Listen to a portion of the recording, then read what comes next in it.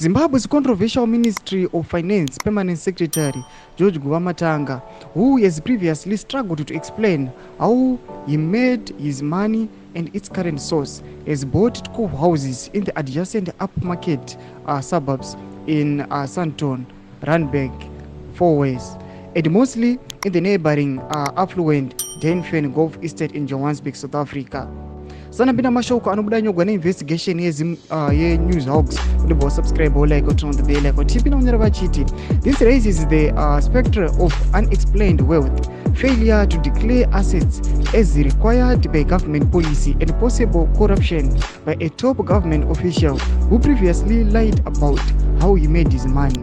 Established addresses of Guvamatanga City of Johannesburg properties are number 897 Woodchester, costing 1.6 million, which is registered under Vimbai Guvamatanga. The other one is costing 2.9 million rand. The other one costing 1.5 million rand. Imwe zviri kubuda ringa budanyo vachinzi 720,000 million rands.